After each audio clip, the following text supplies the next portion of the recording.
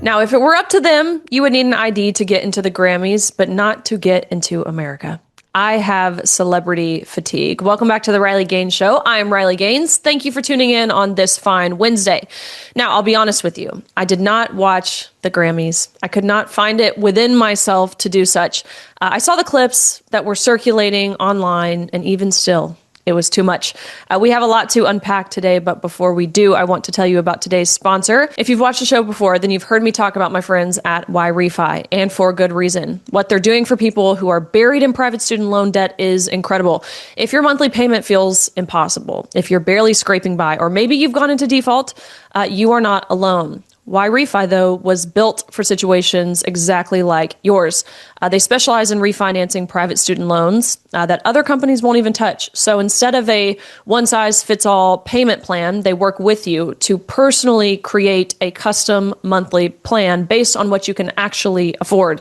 Lower monthly payments, low fixed interest rate, and a real path forward. And the best part is they do not care about your credit score. So if private student loan debt is stressing you out, if it's holding you back from your goals, you don't have to live like that anymore. Go to yrefi.com, YREFY.com. Be sure to tell them that Riley sent you. Like I said, I didn't watch the Grammys in full. Just the acceptance speeches and performances that I saw online. I haven't watched the Grammys in a really long time because the Grammys haven't been entertainment in a very long time. These award shows, they have seemingly turned into celebrities doing political stunts and issuing political statements. Speaking personally, I consume enough politics throughout the week that when I turn on an award show, it's just not what I want to see or what I want to hear. And I think I speak for a lot of Americans when I say that. Over the past few years, I think back to 2020, I think that's when I personally started to notice a lot of this, right? We saw celebrities showing up advocating for LGBTQ rights or BLM or the environment or wearing the dress that says eat the rich.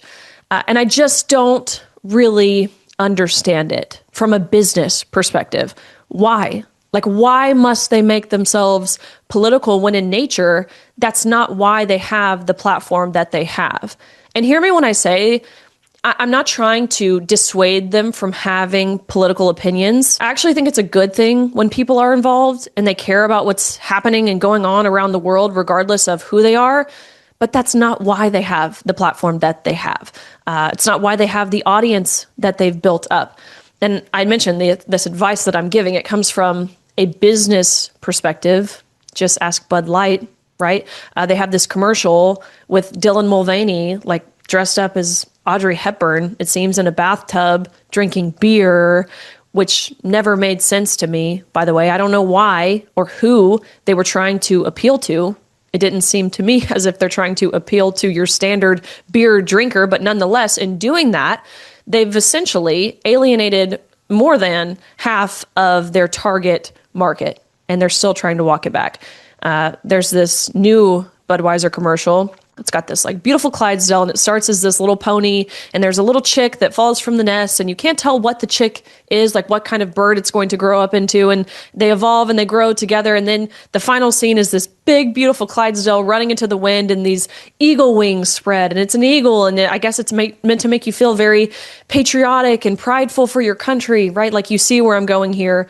Budweiser, Bud Light, they now realize that woke is dead, but these celebrities have not. And they've adopted the same business model, alienating essentially half of their base. And in general, these award shows, whether it's the Grammys or the Golden Globes or the Oscars or any of these rooms filled with Hollywood elitists attempting to make themselves relatable, I guess, they're just not. What I see when I watch some of these clips is rich people telling poorer people to hate the rich. They try to make it as if they understand the issues that common folk, like your working class American, faces, but they just don't. They're sitting around virtue signaling in this big, like, political rally, this big competition over who can hate America the most, who can hate capitalism the most. It's this super exclusive group of what I would call self-absorbed narcissists who got filthy rich from the evil capitalism, from the country that doesn't provide women or black people or gay people with any opportunities. These award shows, they've turned into like this masterclass in celebrity hypocrisy, starting with the ice pins that must have just like been on their seat when they walked in. It was almost as if they were handed their propaganda, handed their talking points, and sent away to the red carpet. We've got a picture on screen here of Justin Bieber and his wife, Hailey Bieber, who are wearing their ice pins. The pin actually says ice out. And my question here is, what do they possibly think they're accomplishing by wearing this pin? Like, who do they think that they're helping here? And if you're watching the clip on screen, the B-roll that's playing, I feel like I can get a sense of whose idea it was to wear these pins based on the body language and the facial expressions of this couple. Speculation, and I am totally guessing, but it appears to me as if this was Hailey Bieber's idea.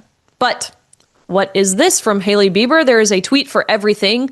This is a tweet from 2012. So granted, that's, nearly 15 years ago at this point.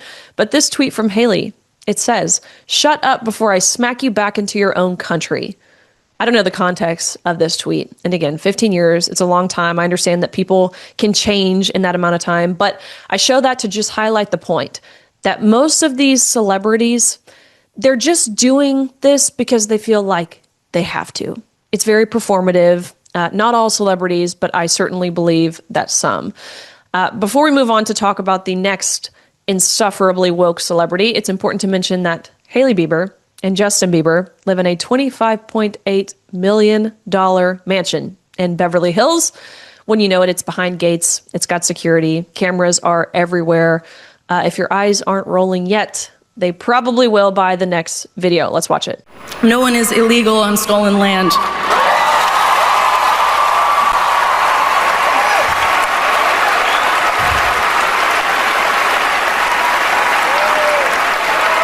And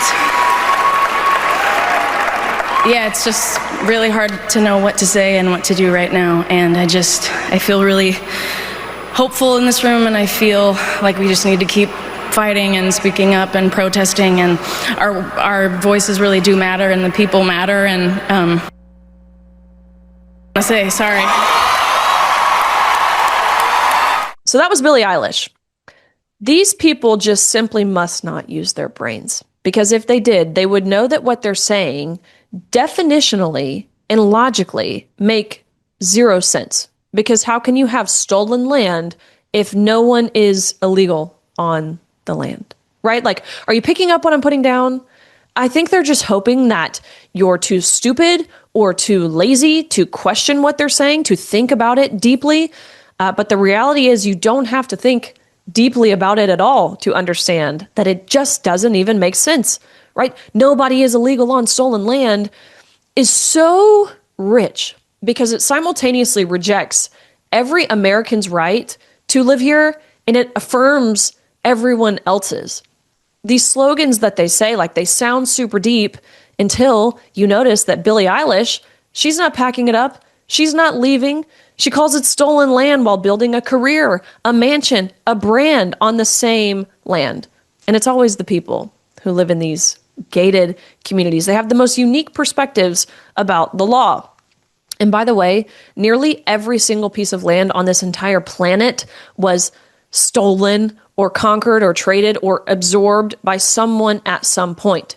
Yet again, the slogan, it only seems to surface when people want to take a swing at the United States of America. And for all of our flaws that we have as a nation, we still maintain one of the most structured and generous legal immigration systems of anywhere you could go in the entire planet, which I am very grateful for because it allowed my husband to come into this country via legal immigration. He did it the right way. And I will tell you that my husband, as an immigrant, an alien, I call him an alien all the time, my husband, as an immigrant, a legal immigrant who did it, again, the right way, he has so much respect and appreciation for ICE, for kicking the people out, deporting the people who don't do it the right way. because it has ultimately an effect on legal immigration and that process as well.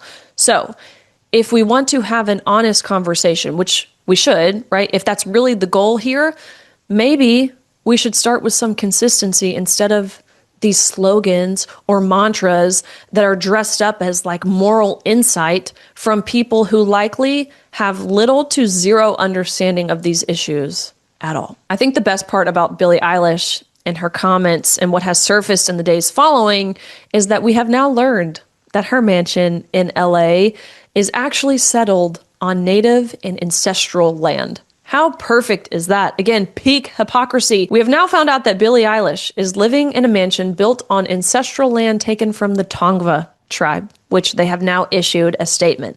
The Tongva tribe has said, as the first people of the greater Los Angeles basin, we do understand that her home is situated in our ancestral land. Eilish has not contacted our tribe directly regarding her property. They continued on to say, we do value the instance when public figures provide visibility to the true history of this country. Let me tell you what they're saying here. They're saying, thanks for bringing this to our attention, Billie. Now give us back our land. So Billie has an opportunity here. She has an opportunity to put her money where her mouth is, to walk the walk, not just talk the talk. But I would be willing to bet my house that is probably also on stolen land, I would bet my house that Billie Eilish isn't willing to give up her home in Los Angeles. But that's fine. Let's say she doesn't want to do that. Let's say she doesn't want to contact the Tongva tribe and give back her mansion, her $14 million mansion. Cool. The least she could do based on her comments, based on her remarks, her performance at the Grammys, based on where she says her heart's at, is to open her home.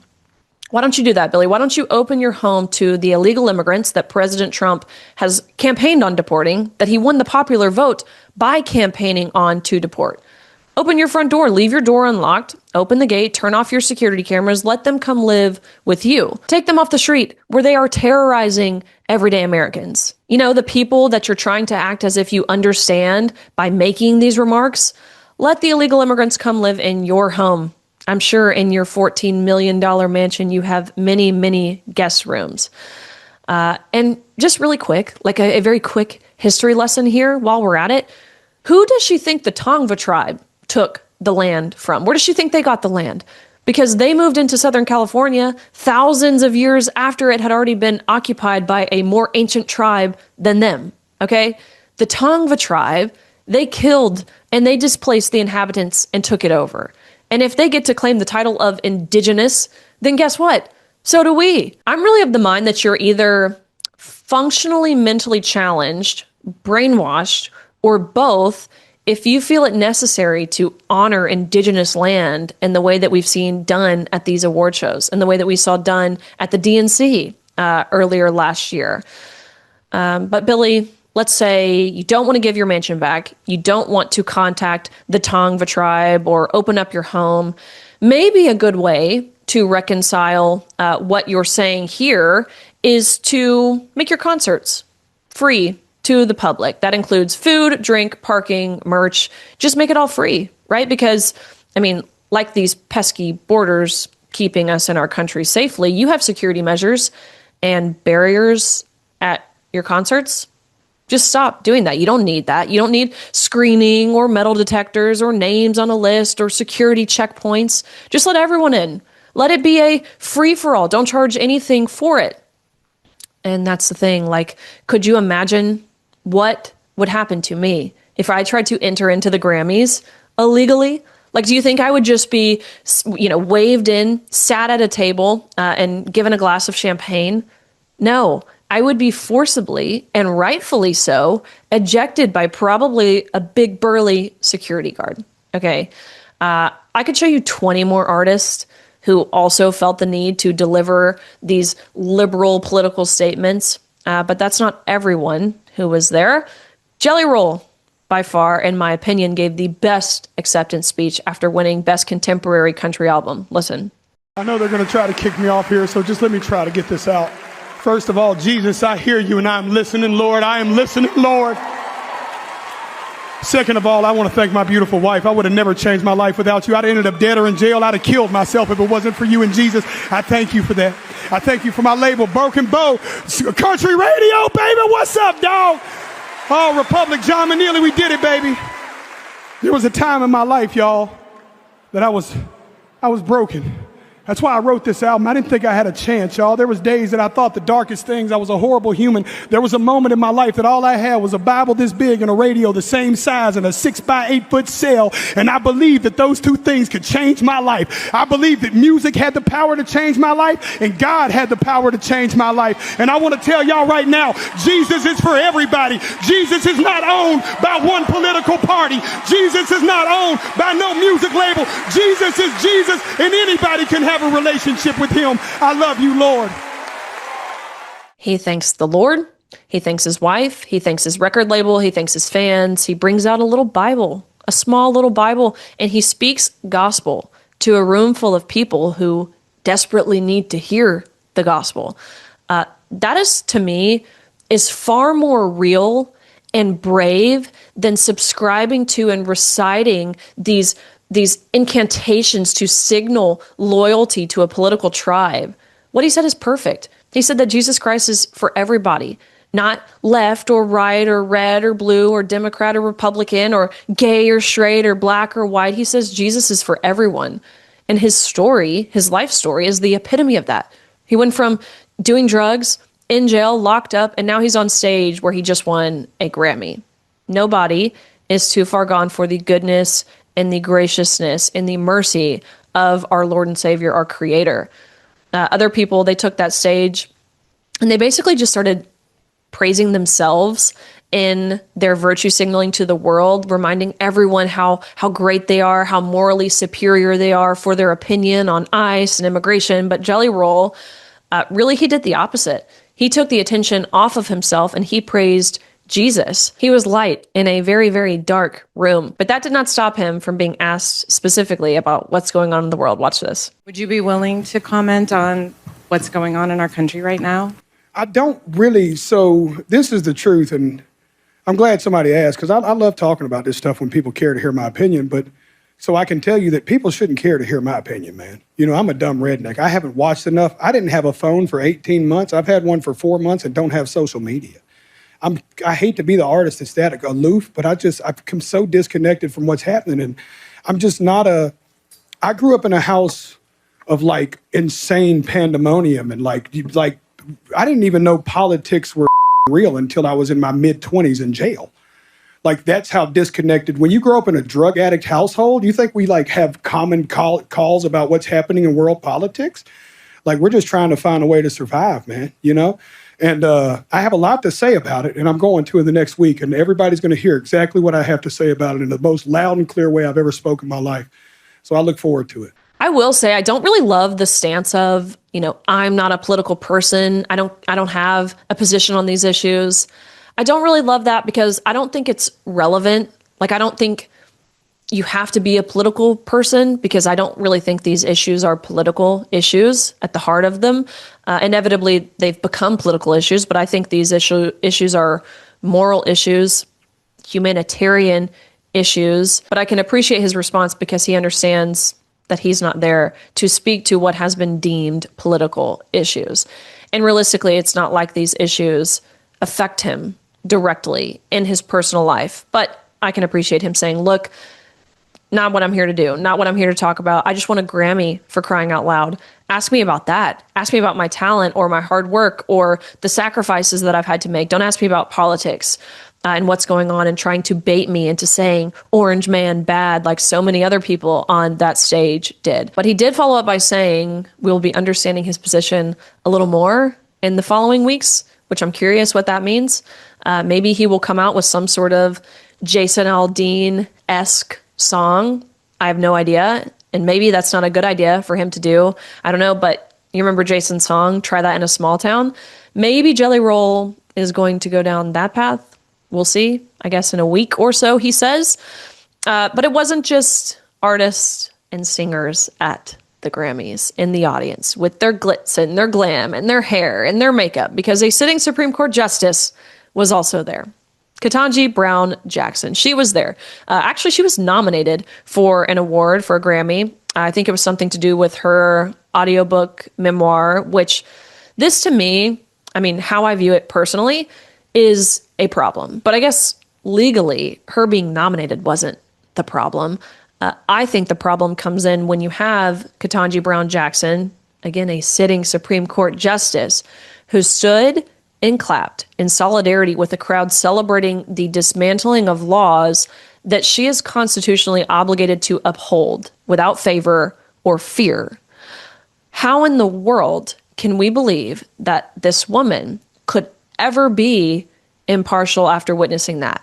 How can we believe that she would uphold the laws that she has sworn to uphold? We have an activist, which I think we've known this for a long time, right? Going back to when Senator Blackburn asked Justice Jackson what a woman is, to which she said, I don't know because I'm not a biologist. We have an activist on the highest court in the land.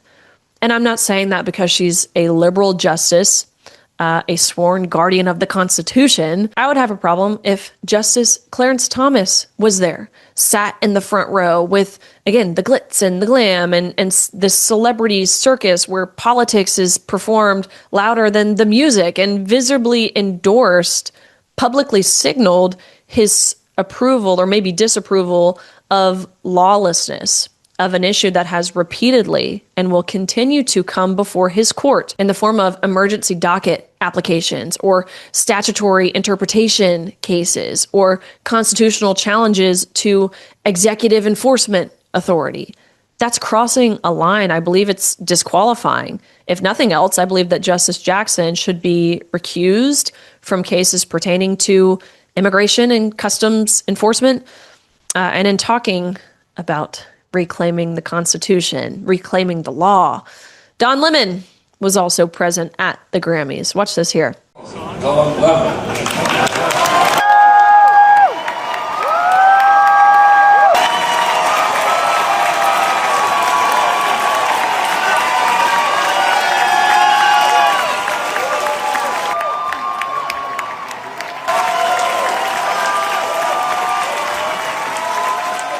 Because only in Hollywood does violating the civil rights of Christians, that's what Don Lemon recently did, only in Hollywood does doing that get you a standing ovation from elites. That tells you everything that you need to know. Why isn't he in jail? Or why at least have we not seen a mugshot yet, a picture of Don Lemon in handcuffs? I think that would make this a little bit better. The American people were really sick and tired of influential people, especially, committing crimes and getting off with what seems like a slap on the wrist. There are still several people from the previous administration who I believe deserve to be locked up in jail for their crimes against humanity. Mayorkas, for one, the former DHS secretary. President Trump, following the Grammys, he tweeted this. He said, "The Grammys are the worst," in all caps, true Trump fashion. "Virtually unwatchable. CBS is lucky to not have this garbage litter on their airwaves any longer. The host, Trevor Noah, whoever he may be, is almost as bad as Jimmy Kimmel at the low ratings Academy Awards. Noah said incorrectly about me that Donald Trump and Bill Clinton spent time on Epstein Island. Wrong. I can't speak for Bill, but I have never been to Epstein Island nor anywhere close. And until tonight's false and defamatory statements, I have never been accused of being there, not even by the fake news media. Noah, a total loser, better get his facts straight and get them straight fast. It looks like I'll be sending my lawyers to sue this poor, pathetic, talentless dope of an MC and suing him for plenty. Ask little George Slopadopoulos and others how well that worked out. Also ask CBS. Get ready, Noah. I'm going to have some fun with you. President DJT." Love him or hate him, he does not mince his words. You never have to wonder what he is thinking. Also worth noting that Nicki Minaj was not in attendance at the Grammys this year. Interestingly enough, her only Grammys performance was in 2012, which that was the year that the Grammys received an all-time high of 39.9 million viewers. This year's viewership did not even come close to that number, in large part because of the anti-American sentiment that was espoused by so many artists. If you're looking on screen right now, I have a graph here that shows the interest over time. And if you look, the red line is the Grammys. The blue line is Nicki Minaj. She's outpacing the Grammys in worldwide searches. That is queen behavior. And she has been dropping bombs on X following the Grammys. She tweeted this. She said, "Your favorite artist has been practicing rituals in a satanic cult where they take babies from other countries and mutilate and kill them as a form of blood sacrifice to their god. You see, when your master is Satan, you must constantly shed blood. However, the jig is up." It's pretty cryptic, and those are pretty serious allegations. She also posted this. It's a picture of Jay-Z. And she says, "Are y'all understanding that these people have been sacrificing children as a way of gaining and maintaining power? If you ever vote Democrat again," actually, she says Democrat, "you're just as soulless as they are and will perish. Maybe it's time for me to do some story time, since I was trying not to say what I know, yet they continue to attempt bullying me." She is about to bring the industry down. She would if she did these story times, which she posted. Should I do a daily story time about who's been doing what? It's a poll. I voted yes. Please, Nikki. We want a story time with the queen. We want all of the tea and the receipts. Final thoughts here on the Grammys. Celebrities just haven't figured out yet that their political opinions mean nothing. They don't mean anything. All these people came out to support Kamala Harris, by the way, in the 2024 presidential election, and she was still demolished by President Trump, despite their endorsements, despite Megan Thee Stallion twerking on stage, or Cardi B, who could hardly make it through her speech because the teleprompter wasn't working. And I just wish I could ask them, these celebrities, what is the end goal? What precisely are you trying to do? Like, lay it out very, very clear. No more cryptic, ICE out, because if ICE were out, if ICE left Minneapolis, they still wouldn't be happy. So what is it that you want? Is it total lawlessness? I mean, we know that they want President Trump out of the Oval Office in whatever means necessary, but it's tired. We had an election. People voted for President Trump. They voted for what he is doing. We see through their rhetoric and their talking points now in the year 2026.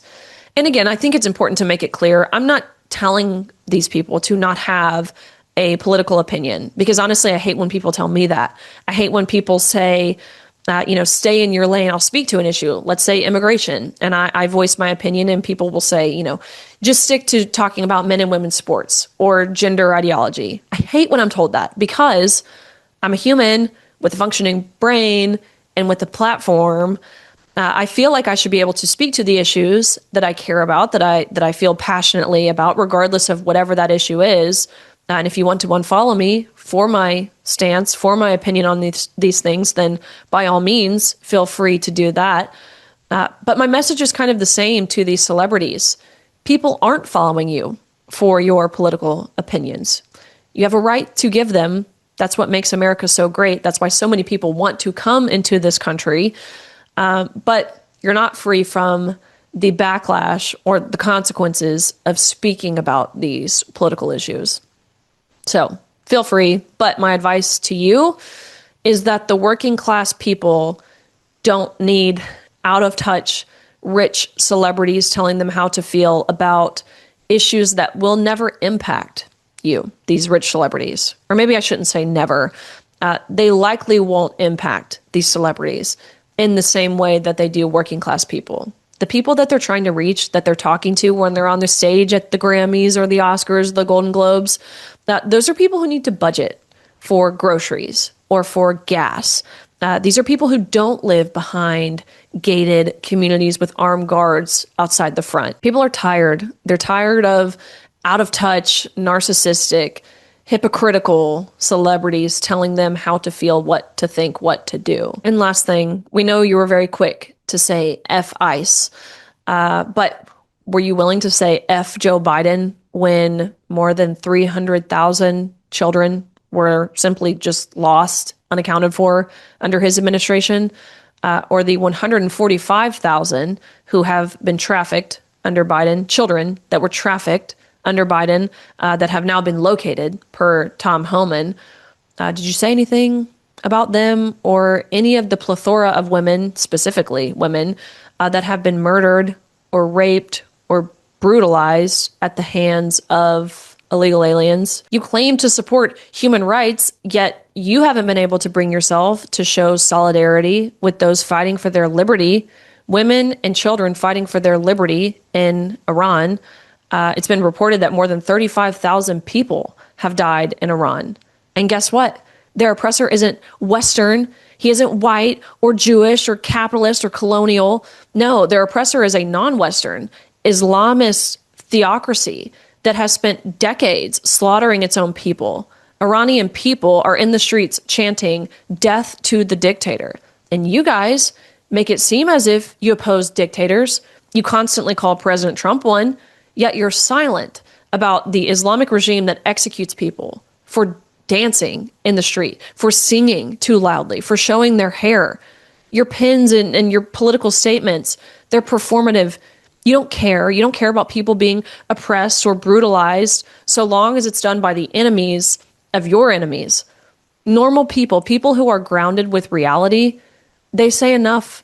And so my message to all of you who are listening to this podcast, after watching the Grammys, after seeing the clips online, you may feel as if you're in the minority again. It might feel like 2020 or 2021 again, where you feel like you're the crazy one for having the stance that you do on these issues. Everyone else shares the same opinion, but you don't. I'm here to tell you that you're not the crazy one. You are not in the minority. We had an election a little over a year ago, and 77 million people turned out to support the president and to support his agenda. And he's doing just that. He's doing the things he campaigned on. Promises made, promises kept. You are not crazy. Don't let them, the elitists in Hollywood, make you think that you are. Thank you guys for tuning into the Riley Gaines Show. We will see you again later this week.